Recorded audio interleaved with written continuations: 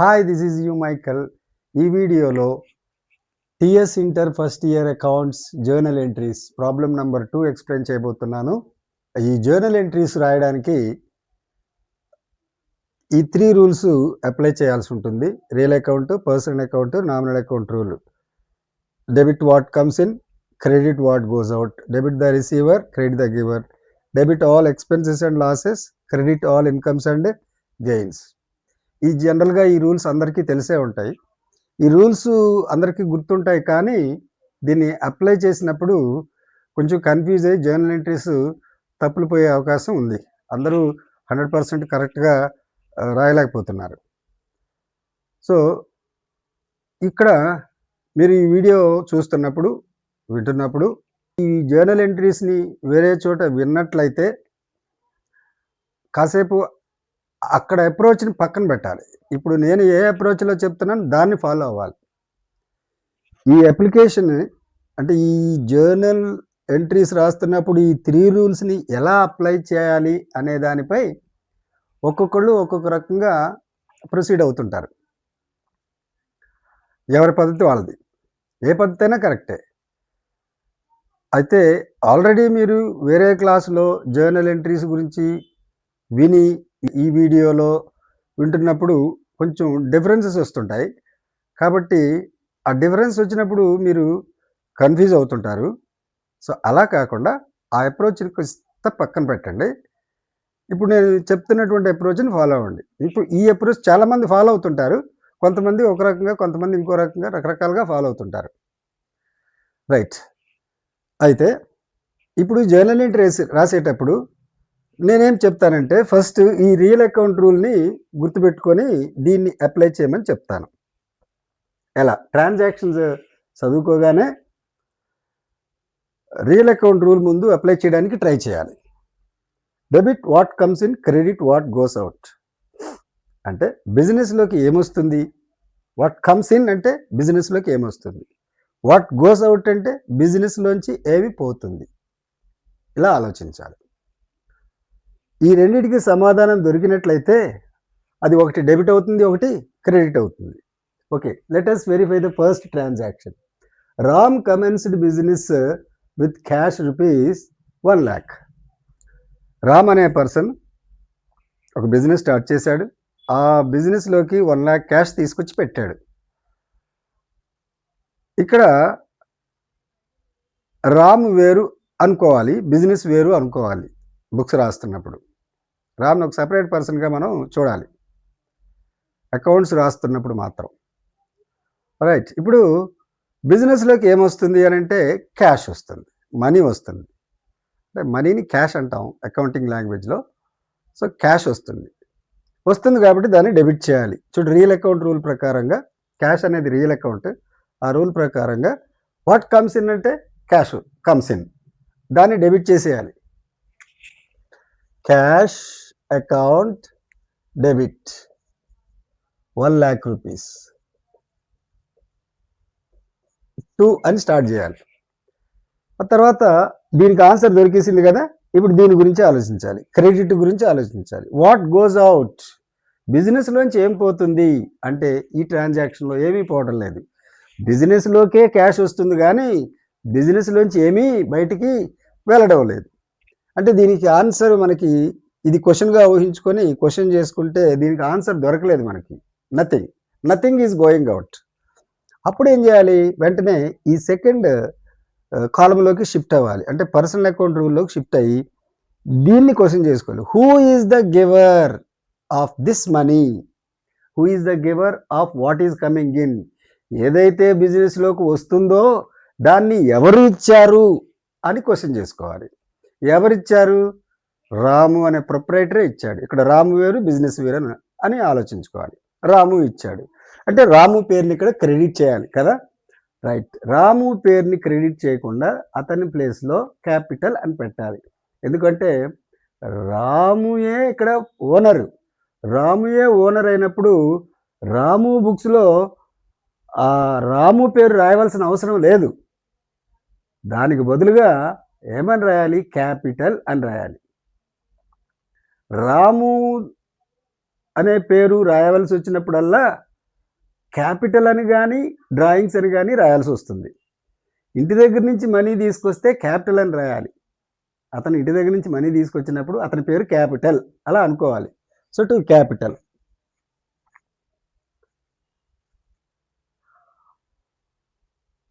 అయితే కొన్ని బుక్స్లో రామోస్ క్యాపిటల్ అని కూడా మెన్షన్ చేస్తారు. తప్పలేదు, అలా కూడా రాయొచ్చు. క్రెడిట్లో 1 lakh వేయాలి. నేరేషన్ ఏమిటి? Being business commenced with cash అని చెప్పేసి సింపుల్గా షార్ట్ కట్లో రాసేస్తాం. రాము పేరు మళ్ళీ ఎక్కడ వాడడం, ఇక్కడ రాము పేరు వాడకుండా ఆ మిగతా వర్డ్స్ అన్నిటినీ వాడుతూ ఆ వర్డ్స్ ముందు బీయింగ్ అని యాడ్ చేసుకుంటే సరిపోతుంది. అదే నేరేషన్ అవుతుంది. అయితే ఈ ఎక్స్ప్లెనేషన్లో నేను నేరేషన్ రాయడం లేదు, ఎందుకంటే నేరేషన్ కూడా రాస్తే ఉంటే ఈ వీడియో లాంగ్ అయిపోతుంది. తర్వాత cash deposited into Canara bank 60,000. Date 2nd. Date గురించి కూడా ప్రస్తావించట్లేదు, డేట్ గురించి కూడా మనకు టైం వేస్ట్ అవుతుంది. డేట్ మీరు తర్వాత రాసుకోవచ్చు. Okay, cash deposited into Canara bank. బిజినెస్లో ఉన్న క్యాష్ని తీసుకెళ్ళి బ్యాంకులో వేసాం. రైట్. బిజినెస్లోకి ఏమొస్తుంది అని క్వశ్చన్ చేసుకుంటే ఏమీ రావడం లేదు. బిజినెస్లోంచి ఏదైనా పోతుందా? పోతుంది, క్యాష్ పోతుంది. ఆ పోయిన దాన్ని ముందు క్రెడిట్లో రాసేద్దాం. టు క్యాష్ అని రాసేద్దాం. అంటే క్రెడిట్ చేయాల్సిన దాన్ని టు అనే వర్డ్తో స్టార్ట్ చేయాలి. టు క్యాష్ అకౌంట్ అని కొంచెం ఒక లైన్ పైన వదిలిపెట్టి క్రింద టు క్యాష్ అకౌంట్ అని రాస్తాం. ఎంత amount? Amount is 60,000. Okay, credit దొరికేసింది మనకి. ఇప్పుడు డెబిట్ కావాలి. వాట్ కమ్స్ ఇన్ అంటే ఏమీ రావడం లేదు, ఉన్న క్యాషే బయటికి వెళ్ళిపోయింది, మనకేమీ రావడం లేదు. అప్పుడు ఇక్కడికి షిఫ్ట్ అవ్వాలి. Who is the receiver of this cash? ఈ క్యాష్ ఎవరు తీసుకుంటున్నారు? వాళ్ళ పేరు రాయాలి. ఎవరు తీసుకుంటున్నారు? కెనరా బ్యాంక్ తీసుకుంటుంది. ఎందుకంటే మనం కెనరా బ్యాంకులో డిపాజిట్ చేస్తున్నాము అంటే అర్థం ఏమిటి? కెనరా బ్యాంకు ఈ మనీని తీసుకుంటుంది. సో కెనరా బ్యాంక్ పేరు రాయాలి. కెనరా బ్యాంక్ అని రాయాలి. ఎంట్రీ అయిపోయింది. నరేషన్ మీరు రాసుకోండి. తర్వాత పర్చేజెస్ ఫ్రమ్ రామా 4,000. రామా నుంచి పర్చేజెస్ చేసాం అంటే గూడ్స్ పర్చేజ్ చేసాం. బిజినెస్లోకి ఏమొస్తుంది? గూడ్స్ వస్తున్నాయి. ఆ గూడ్స్కి పర్చేజెస్ అని రాసుకోవాలి. ఈ వాట్ కమ్స్ ఇన్ అంటే పర్చేజెస్ వస్తున్నాయి. Purchases account debit amount 4,000. ఏం పోతుంది అంటే పర్చేజెస్ ఫ్రమ్ రామ్ అన్నప్పుడు మరి మనం క్యాష్ ఇస్తున్నామా, ఇవ్వడం లేదా? అది క్వశ్చన్ మార్క్. క్యాష్ ట్రాన్సాక్షన్ అయితే క్యాష్ ఇస్తున్నట్లు. క్యాష్ ట్రాన్సాక్షన్ అంటే ఏంటి? క్యాష్ ఇవ్వడం, గూడ్స్ తీసేసుకోవడం. క్రెడిట్ ట్రాన్సాక్షన్ అయితే గూడ్స్ తీసుకుంటాం కానీ క్యాష్ ఇప్పుడే ఇవ్వం, తర్వాత ఎప్పుడో ఇస్తాం. అయితే ఇది క్యాష్ ట్రాన్సాక్షనా క్రెడిట్ ట్రాన్సాక్షనా ఎలా ఐడెంటిఫై చేయాలి? ఒక రూల్ ఏంటంటే ఫర్ క్యాష్ అనిస్తే క్యాష్ ట్రాన్సాక్షన్, ఆన్ క్రెడిట్ అనిస్తే క్రెడిట్ ట్రాన్సాక్షన్. మరి అదేమీ ఇవ్వకుండా సింపుల్గా పర్చేజెస్ ఫ్రమ్ రామా అని ఇచ్చాడు అంటే రామా అనే పేరు ఇచ్చినప్పుడు క్యాష్ అని కానీ క్రెడిట్ అని కానీ మెన్షన్ చేయకుండా నేమ్ ఇస్తే అది క్రెడిట్ ట్రాన్సాక్షన్గా ట్రీట్ చేయాలి. ఏం క్యాష్ కూడా అనుకోవచ్చు కదా, అలాంటప్పుడు నేమ్ ఇవ్వరు. అంటే క్యాష్ అని, ఫర్ క్యాష్ అని, ఆన్ క్రెడిట్ అని మెన్షన్ చేయకుండా నేమ్ కూడా మెన్షన్ చేయకుండా ఉంటే అది క్యాష్ ట్రాన్సాక్షన్ అనుకోవాలి. నేమ్ మెన్షన్ చేశాడు అని అంటే అది క్రెడిట్ ట్రాన్సాక్షన్ అనుకోవాలి. రైట్, ఇది క్రెడిట్ ట్రాన్సాక్షన్. క్రెడిట్ ట్రాన్సాక్షన్ కాబట్టి మనం ఇప్పుడు మనీ ఇవ్వడం లేదు, తర్వాత ఎప్పుడో ఇస్తాం. రైట్, అంటే మన దగ్గర నుంచి ఏమీ పోవడం లేదు, ఎందుకంటే ఇది క్రెడిట్ ట్రాన్సాక్షన్ కాబట్టి. ఓకే, మన దగ్గర నుంచి ఏం పోవడం లేదు. మరి క్రెడిట్లో ఏం రాయాలి అని అంటే ఈ వాట్ గోస్ అవుట్ నథింగ్ అనే ఆన్సర్ వచ్చింది కదా, ఇక్కడికి రావాలి. Who is the giver of these goods? ఎవరు ఈ గూడ్స్ మనకి ఇస్తున్నారు అని అంటే వెరీ సింపుల్, రామా ఇస్తున్నాడు. To Rama 4,000. Next purchased computer and paid by cheque. Purchased computer అంటే కంప్యూటర్ వచ్చేసింది, వచ్చిందని డెబిట్ చేసేయాలి. Computer account debit 15,000. ఏం పోతుంది? చెక్ పోతుంది. చెక్ పోవడం అంటే అర్థం ఏమిటి? మనకు బ్యాంకులో అకౌంట్ ఉంది, మన దగ్గర చెక్ బుక్ ఉంది, చెక్ రాసి ఇచ్చేసాం, వెళ్ళి మా బ్యాంకులో డబ్బు తీసుకోమని. అప్పుడు ఆ పర్సన్ బ్యాంకుకి వెళ్ళి మన డబ్బులు తీసుకెళ్ళిపోతాడు. అంటే డబ్బు ఎవరిస్తున్నారు ఇక్కడ? మనీ ఎవరిస్తున్నారు? బ్యాంక్ ఇస్తుంది మన తరఫున. అంటే గివర్ ఎవరు? బ్యాంక్. సో బ్యాంక్ అకౌంట్ అని రాయాలి. ఏం బ్యాంకు? కెనరా బ్యాంకు. సో మనం కెనరా బ్యాంక్ అని మెన్షన్ చేయాలి. అంటే బ్యాంకు పేరు మెన్షన్ చేస్తే ట్రాన్సాక్షన్లో ఆ బ్యాంకు పేరు కూడా రాయాలి. ఏమీ మెన్షన్ చేయకుండా ఉంటే సింపుల్గా బ్యాంక్ అకౌంట్ అని రాసేయచ్చు. మనకున్నది కెనరా బ్యాంకే. అక్కడ స్టార్టింగ్లో చెప్పాడు కెనరా బ్యాంకులో డబ్బులు వేసామని. సో ఇది 15,000. తర్వాత Ram withdrew cash for his personal expenses.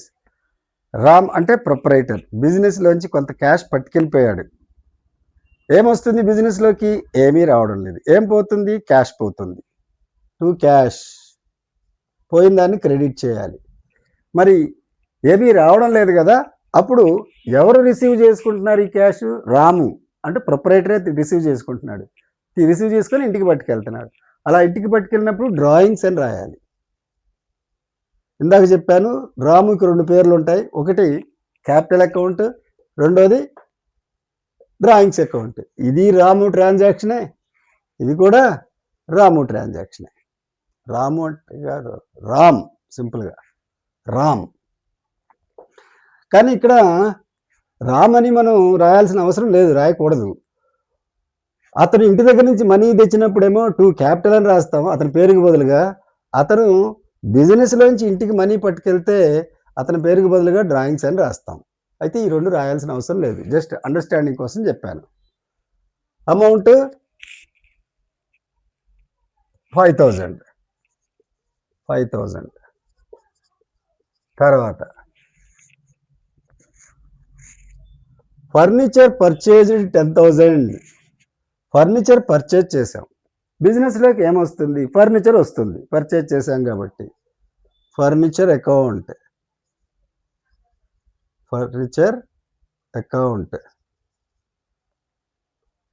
2. ఏం పోతుంది? క్యాష్ పోతుంది. ఇది క్యాష్ ట్రాన్సాక్షన్ అని మనం అర్థం చేసుకోవాలి, ఎందుకంటే నేమ్ ఇవ్వలేదు కాబట్టి. అంటే ఈ ఫర్నిచర్ ఎవరి దగ్గర నుంచి కొంటున్నామో వాళ్ళ నేమ్ ఇవ్వలేదు అని అంటే వాడితో మనకు సంబంధం లేదు, అంటే డబ్బు ఇచ్చాము అని అర్థం. So cash account credit. Amount ఎంత? 10,000.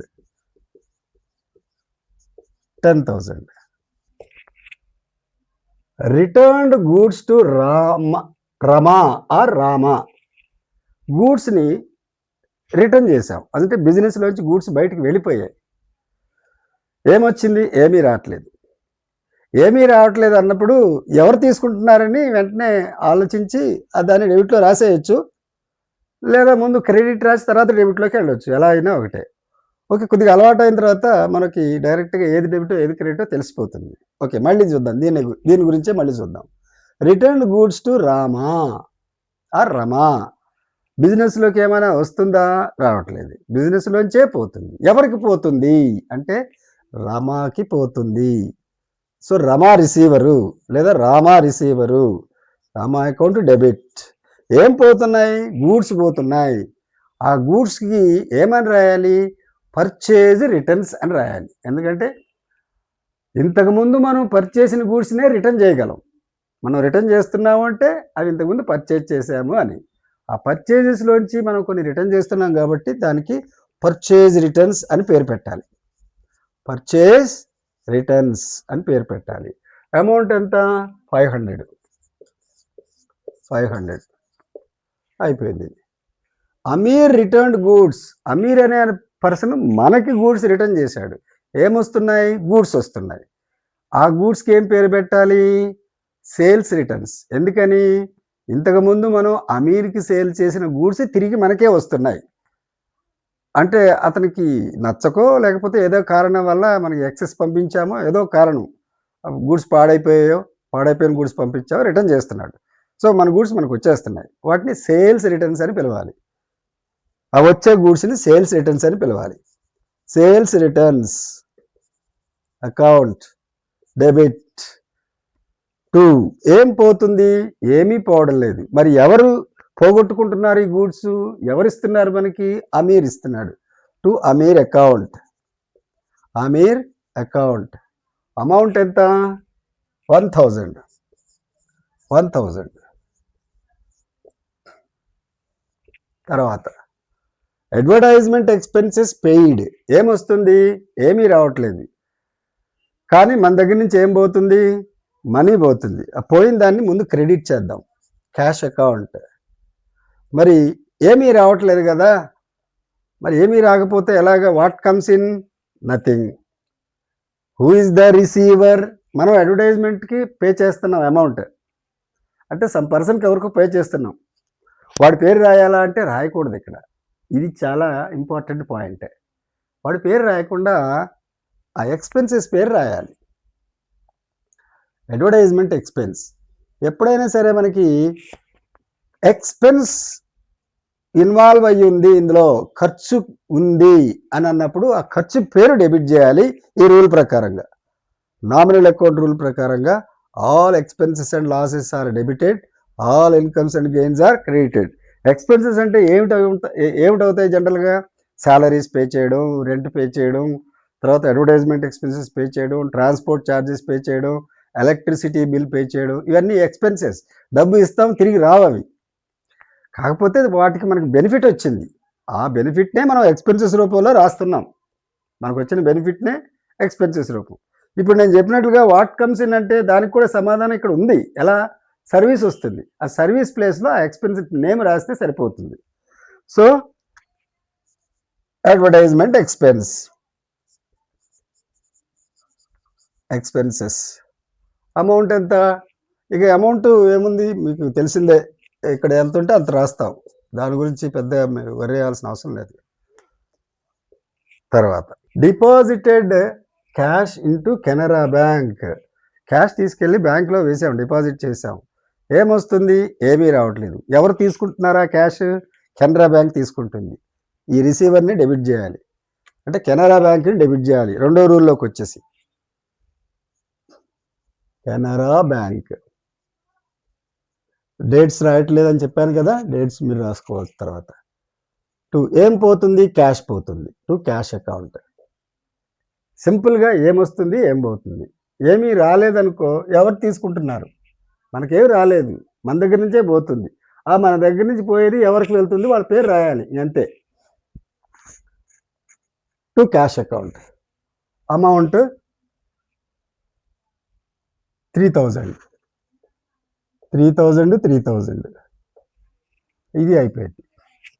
Goods withdrawn for personal use. గూడ్స్ని పర్సనల్ యూజ్ కోసం విత్డ్రా చేసామంటే ప్రొప్రైటరు ఇంటి అవసరాల కోసం కొన్ని గూడ్స్ని ఇంటికి పట్టుకెళ్ళాడు.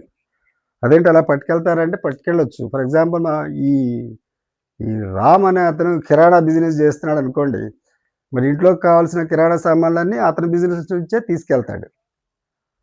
ఒకవేళ మెడికల్ షాప్ అనుకోండి, ఇంట్లోకి కావాల్సినటువంటి మెడిసిన్స్ వాళ్ళ షాప్లోంచే తీసుకెళ్తాడు. ఆ విధంగా గూడ్స్ని ఇంటి అవసరాల కోసం తీసుకెళ్ళిపోయాడు. ఓకే, ఇప్పుడు బిజినెస్ పాయింట్ ఆఫ్ వ్యూలో మనం ఆలోచిస్తే బిజినెస్లోకి ఏమైనా వస్తుందా? రావడం లేదు. పోతుందా? పోతుంది. ఏం పోతున్నాయి? గూడ్స్ పోతున్నాయి. ఏ గూడ్స్ పోతున్నాయి? మనం పర్చేజ్ చేసిన గూడ్స్ పోతున్నాయి. మరి దీనికి కూడా ఒక పేరు పెట్టాలి కదా సపరేట్గా. ఇందాక పర్చేజ్ రిటర్న్స్ అని, ఇక్కడ వేరే పేరు పెట్టనవసరం లేదు. ఆల్రెడీ పర్చేజెస్ అనే నేమ్ వాడాం కదా, దాన్నే వాడతాం. ఎందుకు అని అంటే ఇక్కడ గూడ్స్ బయటికి వెళ్ళినప్పుడు ఏ రకంగా బయటకు వెళ్తున్నాయో ఆలోచించాలి. సేల్స్ ద్వారా వెళ్తున్నాయా అంటే సేల్స్ అని రాయాలి. మనం కొన్న వాటిని రిటర్న్ చేస్తున్నామా అంటే పర్చేజ్ రిటర్న్స్ అని రాయాలి. ఈ 2 విధాలుగా కాకుండా వేరే విధంగా గూడ్స్ బయటికి వెళితే, అంటే ఇంటి అవసరాల కోసం కానీ, లేదంటే ఎవరికైనా ఫ్రీగా దానం చేయడం కానీ, లేదంటే గూడ్స్ ఎవడైనా ఎత్తుకెళ్ళిపోవడం, దొంగతనం చేయడం వల్ల కానీ, యాక్సిడెంట్ వల్ల కానీ, ఏదైనా వరదల వల్ల కానీ, ఇలాంటి కారణాల వల్ల గూడ్స్ కానీ బయటికి పోతే మొత్తం మీద అప్పుడు పర్చేజెస్ అకౌంట్ని క్రెడిట్ చేయాలి. గూడ్స్ వచ్చినప్పుడు పర్చేజెస్ని డెబిట్ చేసాం పర్చేజ్ చేసినప్పుడు, అదే పర్చేజెస్ని ఇప్పుడు క్రెడిట్ చేయాలి గూడ్స్ బయటికి వెళ్తే. సో పర్చేజెస్ని క్రెడిట్ చేయాలి. అయితే ఈ గూడ్స్ ఎవరికి వెళ్తున్నాయి అంటే రాముకే వెళ్తున్నాయి, రాము ఇంటికి వెళ్తున్నాయి. రాము ఇంటికి వెళ్ళినప్పుడు అది గూడ్స్ వెళ్ళినా క్యాష్ వెళ్ళినా డ్రాయింగ్స్ అకౌంట్కి డెబిట్ చేయాలి. డ్రాయింగ్స్ అకౌంట్ అమౌంట్ వేయట్లేదు, టైం వేస్ట్ అవుతుందని. తర్వాత cash paid to Ramesh, cash pay చేసాం. డిస్కౌంట్ రిసీవ్డ్, క్యాష్ మనం పే చేస్తున్నప్పుడు అతను కొంత డిస్కౌంట్ మనకి వదిలేశాడు. డిస్కౌంట్ రిసీవ్డ్ అంటే అతనేదో తిరిగి మనకి డబ్బు ఇవ్వట్లేదు, మనం ఇవ్వాల్సిన డబ్బులో కొంత అమౌంట్ కట్ చేస్తున్నాడు. కట్ చేస్తున్నప్పుడు దాన్ని డిస్కౌంట్ రిసీవ్డ్ అంటాం. అంటే ఈ డిస్కౌంట్ మనకి మిగిలిందనమాట, మన దగ్గరే ఉండిపోయింది ఈ డబ్బు. అసలు ఒరిజినల్గా మనం 4000 ఇవ్వాలి అతనికి. అతను ఒక ఆఫర్ పెట్టాడు, నువ్వు త్వరగా ఇస్తే ఒక 100 రూపాయలు తగ్గించి 3900 ఇచ్చేసాయి, మిగతాది నేను అడగను అని చెప్పాడు. ఇది ట్రాన్సాక్షన్. రైట్, మన దగ్గర నుంచి ఏం పోతుంది? క్యాష్ పోతుంది. టు క్యాష్ అని రాస్తున్నాను. ఎంత పోతుంది క్యాష్? 3900 పోతుంది. మనకి ఎంత మిగిలింది? 100 మిగిలింది. ఇది మనకి ఇన్కమ్ లేదా గెయిన్. ఇన్కమ్ అనొద్దు, గెయిన్ అందాం. గెయిన్. ఈ గెయిన్ పేరేంటి? Discount received. Discount received, sorry క్రెడిట్లో రాయాలి. 3900 100. సో ఇది 3900, ఇది 100. ఇప్పుడు ఈ రెండు కలిపి మనం ఎవరికి ఇస్తున్నట్లు? యాక్చువల్గా ఇచ్చేది 3900 అతనికి. ఎవరతను? అతని పేరేంటి? రమేష్. రమేష్ అని రాయాలి. ఎంత రాయాలి? 3900 రాయాలా, రెండు కలిపి రాయాలా అంటే రెండు కలిపి రాయాలి. ఎందుకు రెండు కలిపి రాయాలో చూద్దాం. ఇదైతే అలాగూ అతనికి ఇస్తున్నాం, అతనికి డెబిట్ చేయాలి. ఈ 100 కూడా మనం ఇచ్చినట్లుగా భావించుకోవాలి, ఎందుకంటే ఫ్యూచర్లో అతను మనల్ని అడగడు. మనం యాక్చువల్గా 4000 ఇవ్వాలి, 4000 బయటకు తీసాం, 100 రూపాయలు మన దగ్గర పెట్టుకొని అతనికి ఇచ్చేసాం. 3900, 100 రూపాయలు మనమే ఉంచేసుకున్నాం. కానీ అతని అకౌంట్లో మనం అతనికి 4000 ఇచ్చినట్టు రాసుకోవాలి. లేకపోతే ఏమవుతుంది? అతనికి 3900 ఇచ్చాము అని అంటే ఇంకా 100 రూపీస్ అతని అకౌంట్లో బ్యాలెన్స్ అలా ఉండిపోతుంది. మళ్ళీ ఫ్యూచర్లో అతనికి మనం డబ్బు ఇవ్వాలి కదని మళ్ళీ ఇచ్చేస్తాం, అది మనకు లాస్ కదా. అందుకోసం మనం 3900 ఇచ్చినప్పటికీ అతనికి 4000 అందినట్లుగా మనం రాసుకోవాలి. సో అందుకనే అతన్ని 4000తో డెబిట్ చేస్తున్నాం. ఇంకా బండ గుర్తు పెట్టుకోవాలంటే, మనం డిస్కౌంట్ కానీ ఇన్వాల్వ్ చేసినట్లయితే ఇక్కడ క్యాష్ క్రెడిట్ అయింది, క్యాష్తో పాటు డిస్కౌంట్ క్రెడిట్ అవుతుంది ఎప్పుడైనా సరే పేమెంట్ విషయంలో. ఈ రెండు కలిపి దీనికి డెబిట్ చేయాలి, ఇంకంతే. ఇంకా బండ గుర్తు ఎందుకు ఏమిటి అనేది ఆలోచించకుండా రెండు కలిపి దీనికి డెబిట్ చేసేయడమే. తర్వాత ఇది అయిపోయింది. క్యాష్ రిసీవ్డ్, డబ్బు వచ్చిందని డెబిట్ చేయాలి. Cash account debit. ఎంత? 2800. డిస్కౌంట్ అలౌడ్ అంటే మనకు రావాల్సిన అమౌంట్లో కొంత వదిలేసుకున్నామని అర్థం.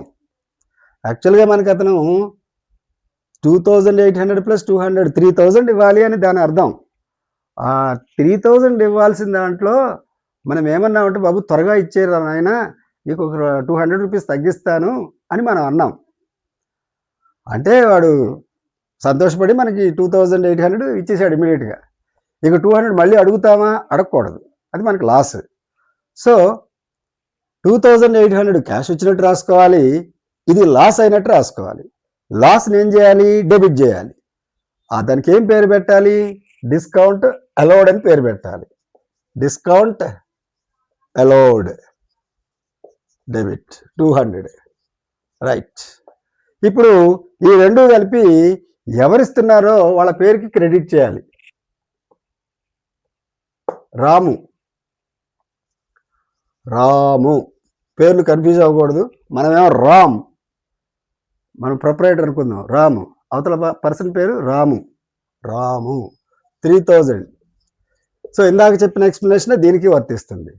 రాము యాక్చువల్గా 2800 ఇచ్చినప్పటికీ అతను 3000 ఇచ్చినట్లుగా మనం బుక్స్లో రాసుకోవాలి. ఎందుకంటే 200 రూపీస్ మనమే వదిలేసుకుంటున్నాం. ఇక ఇవ్వాల్సిన అవసరం లేదు, నువ్వే ఉంచేసుకో, నాకు అవసరం లేదు ఆ డబ్బు అని అంటున్నాం. అంటే అతను మొత్తం బాకీ అంతా తీర్చినట్లే కదా, అంటే మొత్తం 3000 బాకీ తీర్చేసినట్లు, 3000 ఇచ్చినట్లుగా మనం రాసుకోవాలి ఇవ్వకపోయినా. తర్వాత cash withdrawn from bank for office use 6000. Bank నుంచి కొంత అమౌంట్ విత్డ్రా చేసాం, విత్డ్రా చేసి ఆఫీస్కి తీసుకొచ్చాం. బిజినెస్లోకి ఆఫీస్ అంటే బిజినెస్లోకి ఏమొస్తుంది, క్యాష్ వస్తుంది, డెబిట్ చేయాలి. Cash account debit. ఎంత అమౌంట్? 6000. మన దగ్గర నుంచి ఏమైనా పోతుందా? ఏం పోవట్లేదు. మరి ఎవరిస్తున్నారు ఈ డబ్బు అంటే బ్యాంక్ ఇస్తుంది. ఆ బ్యాంక్ పేరేంటి? కెనరా బ్యాంక్. 6000 ఇలా రాసుకోవాలి. Salaries paid by cheque. ఏమైనా వస్తుందా? ఏమీ రావడం లేదు. ఏమైనా పోతుందా? పోతుంది. చెక్ ఇస్తున్నాము. చెక్ ఇస్తున్నాము అని అంటే ఈ చెక్ పట్టుకెళ్తాడు ఆ ఎంప్లాయీ. శాలరీ అంటే ఎంప్లాయీకి ఇచ్చే అమౌంట్. అతను పనిచేసాడు కాబట్టి మనం అతనికి శాలరీ ఇస్తున్నాం. మన దగ్గర ఉన్న క్యాష్ ఇవ్వకుండా, బిజినెస్లో ఉన్న క్యాష్ ఇవ్వకుండా చెక్ రాసి ఇస్తున్నాం. చెక్ రాసి ఇచ్చినప్పుడు అతను ఆ చెక్ పట్టుకెళ్ళి మన బ్యాంకులో సబ్మిట్ చేసి డబ్బు తీసేసుకుంటాడు. రైట్. ఇప్పుడు ఇచ్చేవాళ్ళు ఎవరు? బ్యాంక్. బ్యాంకుని క్రెడిట్ చేయాలి టు బ్యాంక్ అని. మరి డెబిట్ ఏం చేయాలి? మనకేమీ రావడం లేదు కదా, అది ఎక్స్పెన్స్ అని మనం గ్రహించాలి. ఇక్కడ శాలరీస్. 2 రకాలుగా దీన్ని అర్థం చేసుకుందాం. ఏమీ రావట్లేదంటే ఏదో ఒకటి వస్తుంది, దాన్ని కూడా మనం ఆలోచిద్దాం. మనం అతనికి చెక్ ఇచ్చిస్తున్నాం, శాలరీ ఇస్తున్నాం అంటే అతను మనకు సర్వీస్ ఇస్తున్నాడనే కదా అర్థం. సర్వీస్ అని రాయాలి ఇక్కడ. కానీ సర్వీస్ అని రాయకుండా ఆ శాలరీస్ పేరు రాస్తాం, అంటే ఎక్స్పెన్స్ పేరు రాస్తాం. ఏదైనా మనం సర్వీస్ తీసుకుంటే ఆ సర్వీస్ ప్లేస్లో ఎక్స్పెన్స్ నేమ్ రాయాలి, గుర్తుపెట్టుకోండి బాగా. ఏదైనా మనం సర్వీస్ తీసుకుంటే ఆ ప్లేస్లో, ఆ సర్వీస్ ప్లేస్లో ఎక్స్పెన్స్ అని రాయాలి. ఇప్పుడు ఉదాహరణకి ఎంప్లాయీకి శాలరీ ఇస్తున్నాం అంటే సర్వీస్ ఇస్తున్నాడు, ఆ సర్వీస్ ప్లేస్లో శాలరీ అని రాయాలి. బిల్డింగ్కి రెంట్ పే చేస్తున్నాం. ఎందుకు పే చేస్తున్నాం? బిల్డింగ్ నుంచి మనం సర్వీస్ తీసుకుంటున్నాం కాబట్టి ఆ సర్వీస్ ప్లేస్లో రెంట్ అని రాయాలి. ఎలక్ట్రిసిటీ బిల్ పే చేస్తున్నాము, మనకి సర్వీస్ వస్తుంది, ఎలక్ట్రిసిటీ అందుతుంది కదా, సర్వీస్ వస్తుంది. ఆ ప్లేస్లో ఏం రాయాలి? ఎలక్ట్రిసిటీ ఛార్జెస్ అని రాయాలి. గూడ్స్ని ట్రాన్స్పోర్ట్ చేసుకోవడానికి మనీ పే చేసాం అంటే మనకి సర్వీస్ వచ్చింది, దాని ప్లేస్లో ట్రాన్స్పోర్ట్ ఛార్జెస్ అని రాయాలి. అలా మనకి ఏదైనా సర్వీస్ వస్తున్నప్పుడు ఆ సర్వీస్ ప్లేస్లో ఆ పర్టికులర్ ఎక్స్పెన్స్ ఏమి రాయాలి. అంటే ఈ రూల్ ప్రకారం ఆలోచించినా మనం కరెక్ట్ అయ్యాం, ఈ రూల్ ప్రకారంగా ఆలోచించినా కరెక్ట్ అయ్యాం. ఈ రూల్ ప్రకారంగా ఆలోచిస్తే డెబిట్ వాట్ కమ్స్ ఇన్ అనే రూల్ ప్రకారంగా ఆలోచిస్తే సర్వీస్ వస్తుంది, సర్వీస్ ప్లేస్లో ఎక్స్పెన్స్ నేమ్ రాయాలి. తర్వాత ఈ రూల్ ప్రకారంగా ఆలోచిస్తే నామినల్ అకౌంట్ని డెబిట్ చేయాలి. నామినల్ అకౌంట్ అంటే ఎక్స్పెన్సెస్, లాసెస్, ఇన్కమ్స్, గెయిన్స్. ఎక్స్పెన్సెస్ని డెబిట్ చేయాలి, ఇన్కమ్స్ని క్రెడిట్ చేయాలి. So salaries account. ఎంత అమౌంట్? సరే, ఎంత అమౌంట్ అయినా సరే వేసేయాలి కదా, తప్పదు. 8000. ఈ విధంగా కొంచెం సింపుల్గా మనం టైం ఎక్కువగా వేస్ట్ చేయకుండా ఈ అప్రోచ్లో జర్నల్ ఎంట్రీస్ ఈజీగా రాయొచ్చు. ఇప్పుడు అలా కాకుండా బుక్స్లో చెప్పినట్లు విధంగా ట్రాన్సాక్షన్ చదువుకొని ఈ ట్రాన్సాక్షన్లో 2 అకౌంట్లు ఇన్వాల్వ్ అయి ఉన్నాయి, డబుల్ ఎంట్రీ సిస్టమ్ ప్రకారంగా ప్రతి ట్రాన్సాక్షన్ని 2 అకౌంట్లో ఎంటర్ చేయాలి. ఆ 2 అకౌంట్లు ఏమిటి అని ఐడెంటిఫై చేయాలి ఫస్ట్, వేరే అప్రోచ్ ప్రకారంగా ఐడెంటిఫై చేసి ఆ 2 అకౌంట్లు ఏ కేటగిరీ కింద వస్తుంది, రియల్ అకౌంట్ కింద వస్తుందా, పర్సనల్ అకౌంట్ కింద వస్తుందా, నామినల్ అకౌంట్ కింద వస్తుందా, అంటే కొంత ప్రాసెస్ జరుగుతుంది కదా ఇక్కడ. ఐడెంటిఫికేషను, తర్వాత క్లాసిఫికేషను, అది ఏ అకౌంట్ కింద వస్తుంది. ఆ అకౌంట్ కింద వచ్చిన తర్వాత దాని రూల్ ఏంటి మళ్ళీ, అంటే 3 స్టేజెస్లో మనం ఆలోచించాల్సి వస్తుంది. అక్కడ కొంచెం టైం ల్యాగ్ అవుతుంది. కరెక్ట్గానే చేస్తాము, కొంచెం టైం వేస్ట్ అవుతుంది, కొంచెం ఇబ్బంది పడే అవకాశం కూడా ఉంది. ఎలా ఇబ్బంది పడతారో చూద్దాం. ఫర్ ఎగ్జాంపుల్ ఈ ట్రాన్సాక్షన్ తీసుకుందాం. జనరల్గా ఇందులో ఉన్న కీవర్డ్స్ ఐడెంటిఫై చేస్తారు. Furniture purchased. ఇక్కడ 2 అకౌంట్లు ఐడెంటిఫై చేయాలి కదా. ఒకటి ఫర్నిచర్ అకౌంట్, రెండో అకౌంట్ ఏంటి? చాలామంది స్టూడెంట్స్ పర్చేజ్డ్ అకౌంట్ అనేది రెండో అకౌంట్గా ఐడెంటిఫై చేస్తారు. ఇక వేరే వర్డ్స్ అక్కడ లేవు, అక్కడ క్యాష్ అనేది అక్కడ లేదు. కాబట్టి స్టూడెంట్స్ అందరూ కాదు, కొంతమంది ఐడెంటిఫై చేయలేక ఇక్కడ ఫర్నిచర్ ఉంది, ఇక్కడ పర్చేజ్డ్ ఉంది. ఏం చేస్తారు? ఫర్నిచర్ టు పర్చేజ్డ్ అని కానీ, పర్చేజ్డ్ టు ఫర్నిచర్ అని కానీ, ఏదో ఒకటి వాళ్ళకి ఇష్టం వచ్చింది రాస్తారు. అక్కడ క్యాష్ అకౌంట్ కూడా ఇన్వాల్వ్ అయ్యి ఉంది. ఫర్నిచర్ అకౌంట్ ఉంది, క్యాష్ అకౌంట్. క్యాష్ అనే వర్డ్ ఇక్కడెక్కడ కనపడలేదు, అయినా కానీ క్యాష్ అకౌంట్ ఇన్వాల్వ్ అయ్యింది. ఇన్వాల్వ్ అయ్యి ఉంది కానీ అది కనబడటం లేదు, దాన్ని బయటికి లాగాలి. అదేవిధంగా ఇక్కడ Ram commenced business with cash. Cash account కనిపిస్తుంది, క్యాష్ అనే వర్డ్, బట్ క్యాపిటల్ అకౌంట్ అని ఎక్కడా కనపడటం లేదు. ఏం చేయాలి? సో ఆ అప్రోచ్ కాస్త పక్కన పెట్టి నేను చెప్పినట్లుగా what comes what goes out. ఇది అసలు స్టార్టింగ్లో అకౌంట్స్ని ఈ విధంగానే బోధించేవాళ్ళు బిగినింగ్లో, మా టైంలో. కమింగ్ ఆస్పెక్ట్, గోయింగ్ ఆస్పెక్ట్, దీన్ని బేస్ చేసుకొని మాకు జర్నలిటీస్ నేర్పారు అప్పట్లో. What is coming aspect, what is going aspect, ఏం వస్తుంది ఏం పోతుంది అనే దాన్ని బేస్ చేసుకొని మళ్ళీ ఈ 3 రూల్స్ని ఒక పక్కన మనసులో పెట్టుకొని చేయడం అనమాట. ఈజీగా ఉంటుంది. సో ఇది ఫాలో అవ్వండి. ఒకవేళ మీకు ఆల్రెడీ ఇంతకుముందు చెప్పిన పద్ధతి అలవాటు ఉంటే అదే ఫాలో అవ్వాలి. మళ్ళీ అది ఇది మిక్స్ చేశారనుకోండి, మళ్ళీ మీకు లాస్ అవుతారు. ఈ వీడియో కానీ మీకు నచ్చినట్లయితే మీ ఫ్రెండ్స్కి షేర్ చేయండి, సబ్స్క్రైబ్ చేసుకోండి. ఇలాంటి చాలా వీడియోలు ఇంకా నేను రిలీజ్ చేస్తాను. మొత్తం కోర్స్ అంతా 1 by 1 రిలీజ్ చేస్తాను. Okay, thank you very much.